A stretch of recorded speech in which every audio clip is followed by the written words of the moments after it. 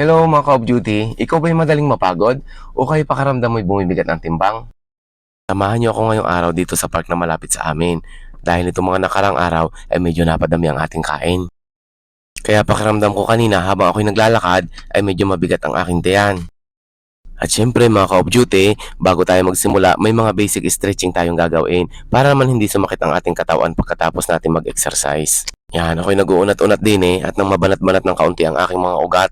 Naku, bigla ko tuloy naalala ang salitang magbanat-banat dahil ng mga bata kami, sabi na aming lola, pagka kami ay walang ginagawa, aba, kayo na may magbanat-banat ng inyong katawan. Kaya nung bata ako ay syempre sipagsipagan, kaya marami akong natutunan sa aking lola at syempre sa aking mga magulang. Aba, kaya marunong ako magluto, marunong ako maglaba, marunong ako maglinis ng bahay. Abay, marunong din ako mamlansya dahil ako'y tinuruan na aking labay. Yun nga pala ang tawag ko sa aking lola. Ay siya, lola, kung saan ka man naroon, sana masaya ka lang sa piling ni lola. Abay, nung bata-bata pa tayo, basta tayo inutusan ay lagi tayong patikad, kaya laging nadadapa. Ang mahalaga sa tuwing tayo matadapa, natututunan natin bumangon. Oo nga pala mga ka-off duty, may mga ilang exercise akong ginagawa din at ito'y baka makatulong din sa inyo. Ang tawag ko din ay lying leg raise. Siyempre yun ay sinerge ko din. Itong lying leg raise ay ginagawa ng 10 to 15 counts. Meron kayong interval na 30 seconds at 3 to 4 times itong uulitin. Ito ay mainam gawin sa umaga at kung kayo naman ay working, pwede nyo din itong gawin sa gabi. Kung kaya nyong tuwid ang inyong tuhod habang ginagawa ito ay mas mainam. Dapat kasi nararamdaman nyo yung sakit sa inyong tiyan. Ika nga, ito yung sakit na masarap ang pakiramdam pagkatapos. Kayo gay agree din doon? Pagkatapos nga pala ng kaunting pahinga ay isusunod naman natin itong ating pangalawang ginagawa. Ang tawag ko din ay alternate leg raise. Ito ay medyo mahirap-hirap. Gawa ng ito ay 10 counts. 10 sa kanan, 10 sa kaliwa. Din ay magpapahinga lang kayo ng 5 segundo pagkatapos ng isang session. Ito ay uulitin nyo ng 3 hanggang 4. Kung sinimulan nyo ang exercise ng 3 ulit, dapat dito 3 ulit din. Sabi ko nga sa inyo kanina, ito ay medyo mahirap-hirap. Tingnan nyo naman ang aking mukha din hindi na maipinta.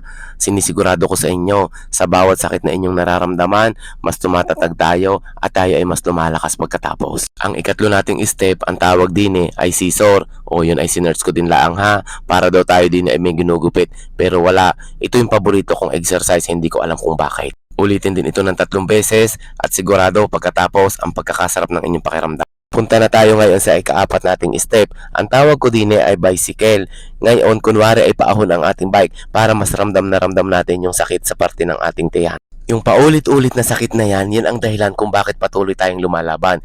Kung bakit hanggang ngayon, nandito tayo sa ating kinatatayuan at hindi nawawala ng pag-asa. Bicycle, 10 to 20 repetitions at dapat hindi tayo nawawala sa ating form.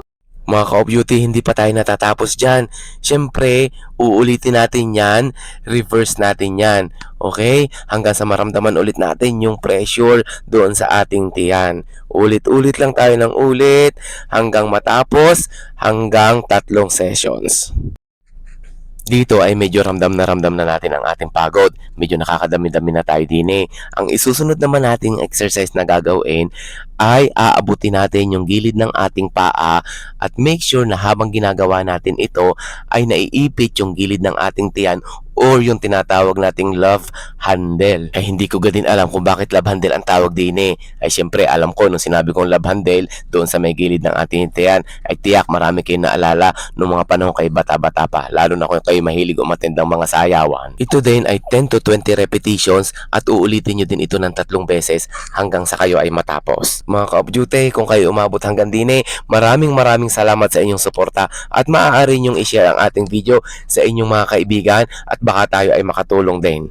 Ngayon ay andito na tayo sa exciting part kasi ito ay huli na nating gagawin. Ay kukuha lang tayo ng sapat na hangin sa ating tiyan at ang target area nito ay ang ating upper abs. Ito ay 10 to 20 repetitions kung kaya ninyo at ulitin din ng 3 beses pagkatapos. Paalaala po sa ating mga viewers, ito ay maaring hindi applicable sa lahat ng ating mga manunood. Ito lamang po ay aking mga daily activities na ginagawa para ma-maintain ang aking health. Kung kayo naman po ay may mga health issues, maaari kayong kumonsult sa inyong mga doctors kung ano ang tamang exercise para sa inyo. Hanggang sa muli, paalam!